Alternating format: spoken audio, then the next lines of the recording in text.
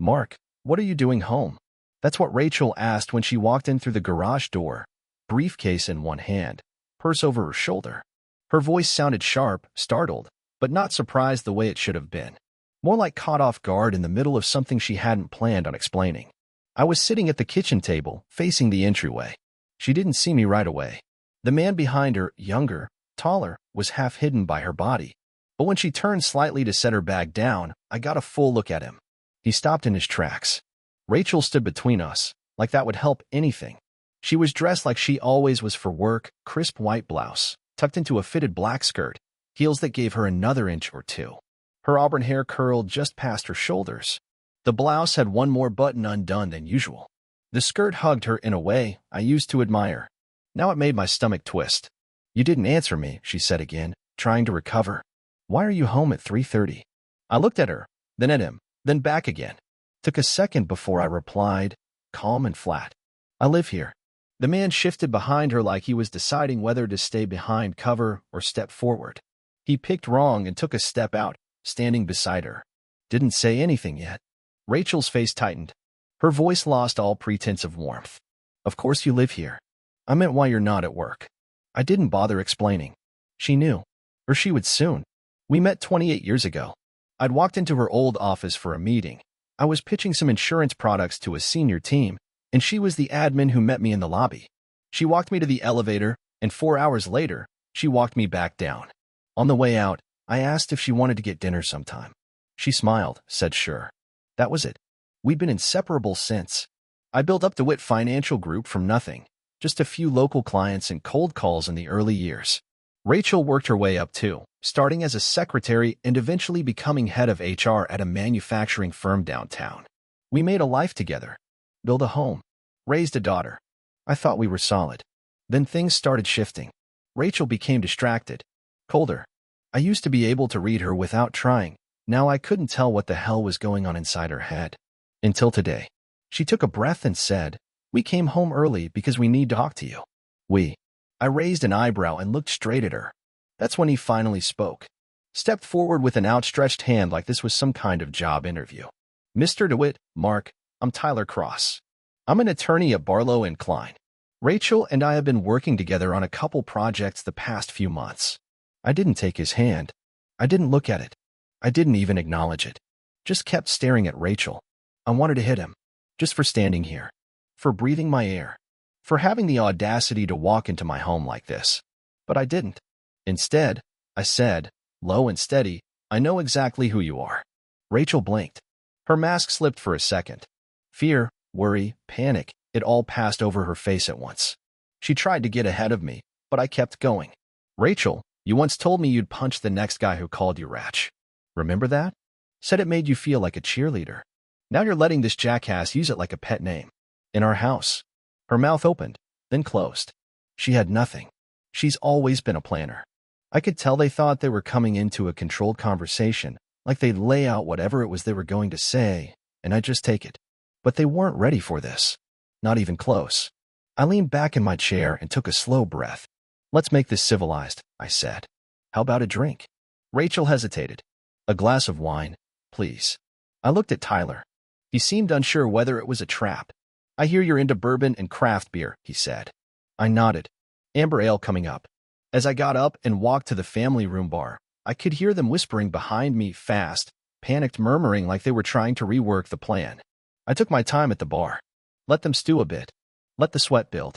When I came back into the living room, they were sitting close together on the couch, knees almost touching. I handed Rachel a glass of her favorite Merlot and gave Tyler a tulip glass of dark amber ale.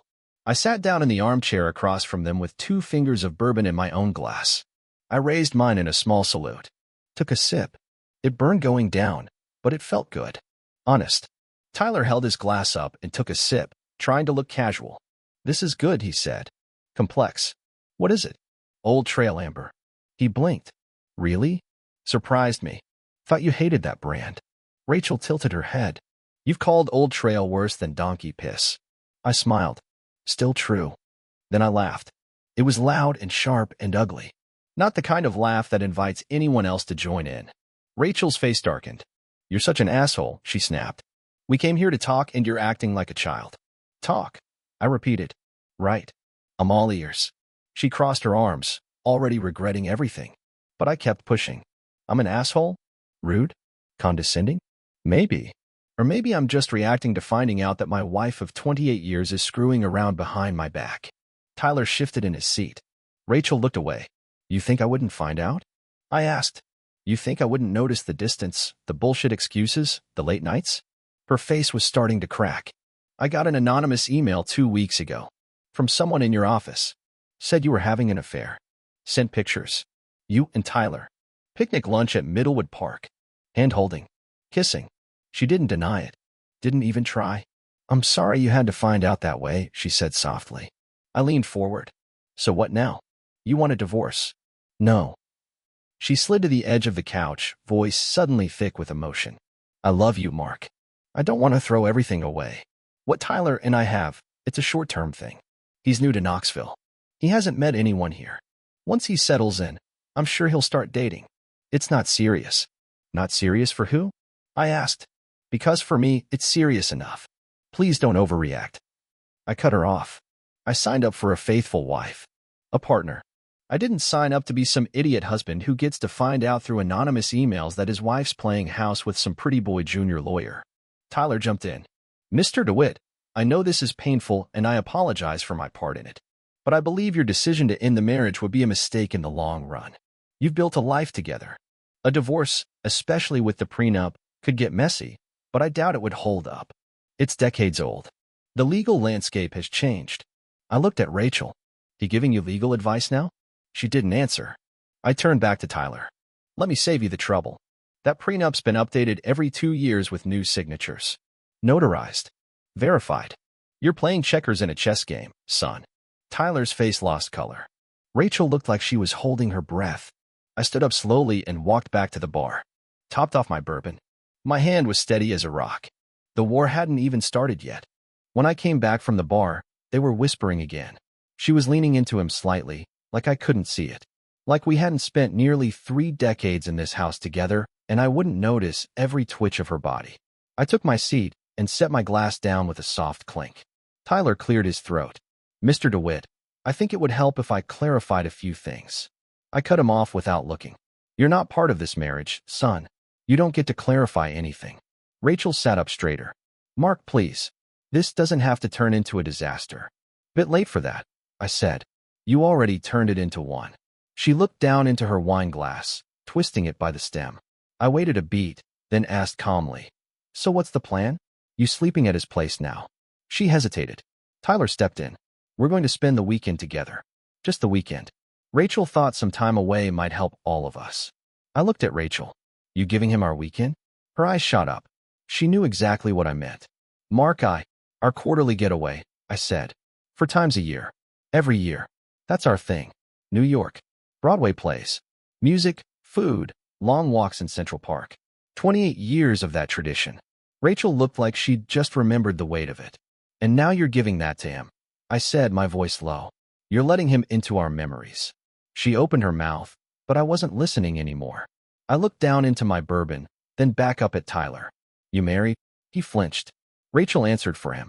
Michael's a widower. His wife died a few years ago. Tyler glanced at her, startled. I raised an eyebrow. Is that true? He shifted, nodded slowly. Yes. I reached down beside the armchair, grabbed the manila folder I'd tucked under the cushion. Flipped it open. Dr. Olivia Cross, I read. Emergency surgeon at Midwest Mercy Hospital in Detroit. Resigned effective June 22nd. Moving to Knoxville with her 2 children to join her husband. Set to begin her new role at Cumberland Medical Center next week. Rachel's jaw dropped. Tyler went white. I called the hospital myself to confirm the transfer, I said. Nice people up there. Friendly. Thought I was a welcoming committee or something. Rachel turned to him. You lied to me? He didn't even try to deny it. I'm sorry. I didn't know how to explain. I didn't think it mattered. You didn't think it mattered? She snapped. I laughed. It came from somewhere cold and exhausted. A cheat lies to another cheat. And suddenly, it's a crisis of trust. Tyler reached out and put a hand on Rachel's. I clenched my fists on instinct, but then something strange happened. I didn't care. Not even a little. Baby, I'm sorry, he whispered. I did lie. I was afraid to lose you. You're beautiful. You're exciting. You make me feel alive. Then he stood up, still holding her hand. Let's just go? We'll have a great weekend. When we get back, we'll figure everything out. Rachel stayed seated. Her eyes bounced between him and me. Then she turned to me. After this weekend, I promise I'll stop seeing him. I'll come home Sunday. I'll be the wife I've always been. That one landed. It took the air out of me. I stared at her and wondered if she even realized how far she'd fallen. Whether she could hear the sound of my heart cracking in real time. I stayed still, silent, let the moment hang until she shifted uncomfortably. I've listened to both of you, I finally said. Now you're going to sit and listen to me. You owe me that. Tyler opened his mouth, but I lifted a hand to shut him down. You're going to give me 30 minutes, I said. No interruptions. You've earned that much. They exchanged a glance, unsure. Then slowly, they both nodded. I picked up the remote off the side table and pointed it at the TV. A few button presses later, the screen lit up with two faces. Gerald. Vic. You there? We're here, Mark, said the older one. Gerald Ames, my longtime family attorney. Rachel, I said. You know Gerald. This is Victor Lang, my new divorce attorney. She went stiff. Her face drained of color. Gentlemen, I said, you have the floor. Victor wasted no time. Mrs. DeWitt, he began, we filed for divorce this afternoon, citing infidelity. We have a full PI report with photo, video, and audio evidence. You'll find a copy of the divorce petition and the report in the folder on the coffee table in front of you. I reached down and tossed the second manila folder forward. It hit the table with a loud slap. Neither of them moved to touch it. Victor continued. We will be enforcing the prenuptial agreement. It's been reviewed and updated every 2 years, with your signed and notarized consent. It remains fully enforceable under current Tennessee law. Rachel's lips parted, but no words came. Effective immediately, Victor said, you are relieved of all duties at DeWitt Financial Group. Your corporate cards have been closed. Your phone line will be shut off in 7 days. Joint accounts are frozen. We are pursuing an 80/20 asset split per the prenup. We've also filed for expedited possession of the home. He paused, then said, as you've been staying occasionally at Mr. Cross's apartment, we will argue that you have an alternative residence, and there's no reason you can't vacate. You'll have 30 days to remove your personal property. No alimony. No child support. He glanced at me. Anything I missed, Mark? You got the highlights, I said. The screen went black. Rachel jumped to her feet. Wait, get them back on the call. I have questions. I shook my head. That's what your own lawyer is for. Good luck. You motherfucker, she growled. I'm going to destroy you. I turned to Tyler. Hey, smart guy. What's your legal opinion on that? You think she's got a shot? He didn't answer. Just looked down at the folder like it might explode. Rachel sank back onto the couch, curling into herself. I lifted the remote again. The screen lit up once more. Trent, I said, you there? A man in a suit appeared on the screen. Tyler's boss. I'll make this quick, Trent said. Tyler Cross, you're fired. Effective immediately. Your office is being cleared out. You won't be getting a recommendation. Then he turned to Rachel. Rachel DeWitt, I'm deeply disappointed in your behavior. Your position in the Knoxville office is being eliminated. We are offering a transfer to our Albany, New York facility. You have 1 week to decide. 30 days to relocate, if accepted. The screen went black. Rachel was trembling. Tyler looked hollow. I held the remote in my hand and took a long breath. Almost done, I said. Then I pressed the button again. Dr. Cross, I said as a new face appeared on screen. Can you hear me? A blonde woman in her early 40s nodded. I've asked you to call me Olivia. Sorry, I said. Olivia, the floor is yours. Tyler looked like he'd been shot. I've filed for divorce, Olivia said coldly. You'll be served within the week. The kids and I are staying in Michigan. I've arranged to keep my job. I spoke to the investigator Mark hired. Turns out this is your 3rd time losing a job over infidelity. Tyler opened his mouth to protest. She kept going. Mrs. DeWitt, do the names Tori Langston, Alice Rees, Joy Packer, or Candy Voss mean anything to you? Rachel just sat there. They should, Olivia said. He slept with all of them. You're just one of the many. Let me know where to send his shit. The screen went black for the 3rd time.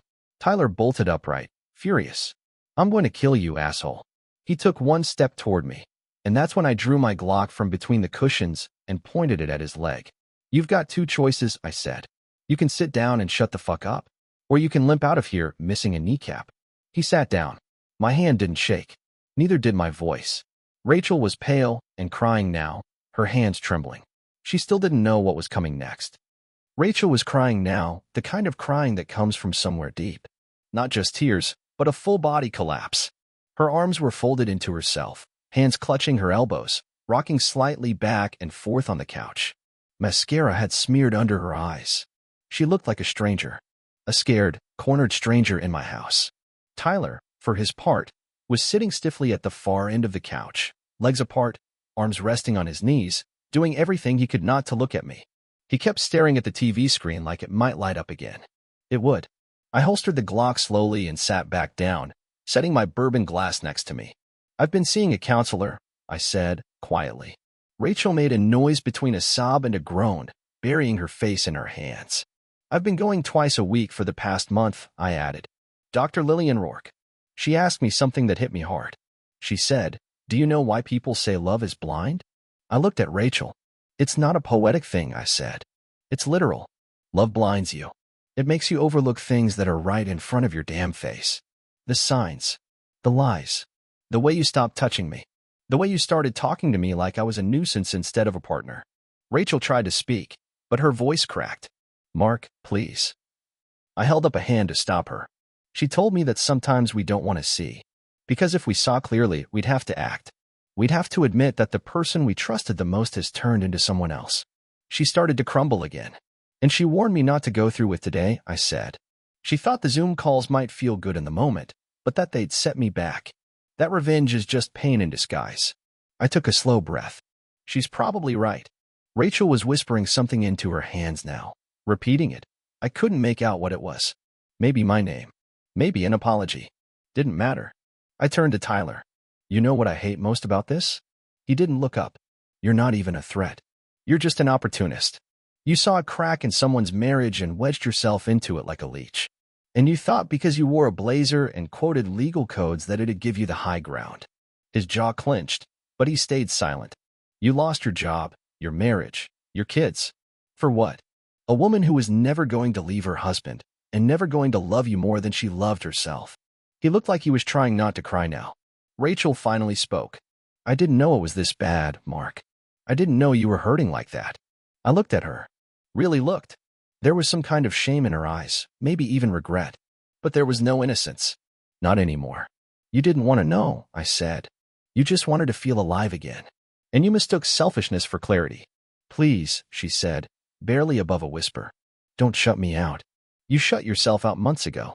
She wiped her eyes and sat up straighter, as if trying to find some footing. We can fix this. I can change. It was never supposed to go this far. Don't insult me, I said flatly. This went exactly as far as you wanted it to go. You let it. Every text, every lie, every hotel room or lunch break or whatever the hell else you shared with him. You chose that. She was breathing heavy now, trying to form words she didn't have. You didn't just hurt me, I said. You humiliated me. You stood in this kitchen with another man and acted like I was the one out of line for being here. She opened her mouth, but I cut her off. You brought him into our house, into our memories, into our daughter's life. And you did it with a level of comfort that tells me this isn't your first time betraying me. Rachel stiffened. That's not fair, isn't it? I shot back. How would I know? How would anyone know? You're a damn good liar, Rachel. You play the long game. That's what makes this worse. Tyler finally spoke, voice hoarse. I didn't think. No, you didn't, I snapped. You thought you were smarter than me, that you could fuck my wife and charm your way out of the fallout. But let me make something clear. You don't belong here. You never did. You were a fantasy with a law degree. Nothing more. Rachel reached out, as if that would mean something now. I stood up. I told Dr. Rourke everything, I said. Even about what's coming next. Rachel looked confused. She said it might do more damage to me than to you, I added. That I might regret it. That it might cost me some peace I've started to find. I turned to the coffee table and picked up the remote one more time. She might be right, but I'm doing it anyway. Rachel froze. I pointed the remote at the TV. She whispered, Mark, no. Please. Don't. I pushed the button. The screen lit up one final time. When the screen came to life, Rachel gasped. Not the shocked kind, the wounded kind. The kind that punches air out of your lungs when reality crashes into hope. Our daughter's face filled the TV. Emily, 26 years old. Smart. Fierce. Married just last year to a good man. She looked directly into the camera with eyes that could cut steel. I love you, Daddy, she said. I love you too, sweetheart, I said quietly, never taking my eyes off Rachel. Rachel was already shaking her head. No. No. Please, Mark. Please. Emily's voice came through again, louder this time. I heard everything, Mom. I heard it all. Rachel's lips parted, stunned. I've been listening for the last hour. Every lie. Every excuse. Every disgusting plan you made with that piece of shit sitting next to you. Emily, Rachel started, but Emily didn't stop. You don't get to talk right now. You don't. You cheated on Dad. You brought a stranger into our house. Into his house. You disrespected everything he built for you. Everything you built together. Sweetheart, you don't understand, Rachel pleaded, her voice cracking. This is complicated. Fuck that, Emily snapped. I'm a grown woman. Married. About to be a mother. Don't tell me I don't understand. Rachel's hands shot to her face. What? Emily's voice softened just a little. I'm 3 months pregnant. Due in February. It's a girl. Rachel choked back a sob. Emily, baby. I didn't know. I'm your mother. I need to be there for that. You were my mother, Emily said coldly. But I don't want my child around someone who lies, cheats, and humiliates their family. You've become a person I don't recognize. A person I don't want near my daughter. Rachel was gasping now, trying to pull herself together. Let me come to Boston. This weekend. I'll fly in it. Emily cut her off again. You won't. You'll be in New York, right? With your boyfriend? The one who's unemployed, divorced, and sleeping in a rental. Rachel stammered. I'm not going. I canceled. It doesn't matter, Emily said. You're not invited. We're having a small family gathering on the Cape to celebrate. Only people who honor family are welcome. That's not you anymore. Tears streamed down Rachel's face. I'll always love the woman you used to be, Emily said. But that woman's gone. Then she looked at me. Thank you, Dad. For standing up. For showing me what it means to protect yourself and the people you love. I'm proud of you, I said. So proud. Goodbye, Mom, Emily said. The screen went black for the fourth and final time. Rachel collapsed into herself. Shoulders heaving. No words now, just silent crying, the kind that looks like a person's falling inward. I didn't feel triumphant. I felt finished. I stood, tucked the Glock away again behind my waistband, and picked up my car keys from the counter. I'm going out to dinner, I said. I'll be back in a couple hours. Rachel looked up, stunned. Mark, wait. Where am I supposed to go? You won't be allowed back in the house until the court responds to the divorce petition, I said. They said it'll take a week. She opened her mouth to protest, but I didn't give her the space. I turned to Tyler. You've seen what I'm capable of. You've got 3 days to move out of state. If you're still here Monday, I won't use lawyers. I'll use something that doesn't stop at court orders. His face went gray. I opened the front door, paused, then looked back one last time. Enjoy your weekend in New York, I said. Supposed to be beautiful both days. I stepped outside, and for the first time in a long, long time, the air felt clean. I didn't go far that night. Just hit the bar down the road. Small place, good ribs, cheap beer. I sat at the end of the counter and ate in silence, watching the game play quietly above the liquor shelf. Nobody knew what had just gone down in my living room. Nobody knew my marriage had been incinerated by my own hand just hours earlier. And I didn't feel guilty. I felt tired, clear-headed, hollow in a way that wasn't sad, just done. When I got home, the house was dark. Rachel was gone. Tyler too. She must have taken him up on that weekend getaway after all. Or maybe she just ran somewhere she could hide from the fallout. I didn't care either way. I sat in the family room, glass of water in my hand, bourbon untouched. The silence was thick but not heavy. It felt earned, clean, like I'd finally pulled a knife out of my own back and could now feel the wound for what it was. I didn't sleep much that night. My mind replayed everything.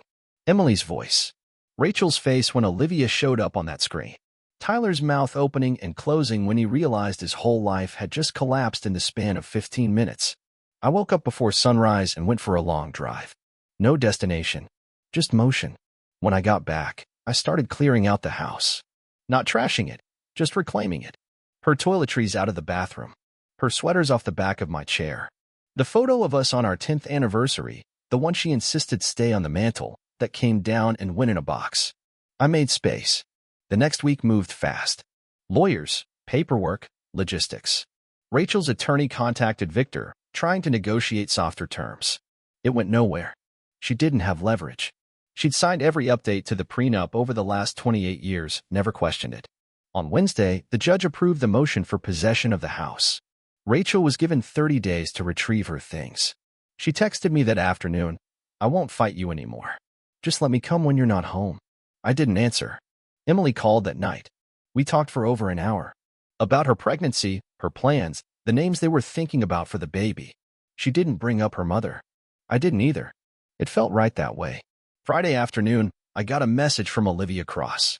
Just a simple thank you. She said the information I passed to her PI helped her connect dots she'd ignored for too long. She'd filed for sole custody and was confident she'd win.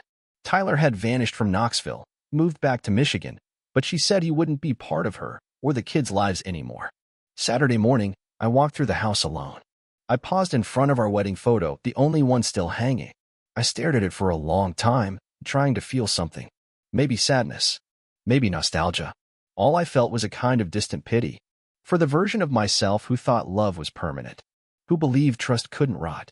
I took the photo down, placed it in a box, taped it shut.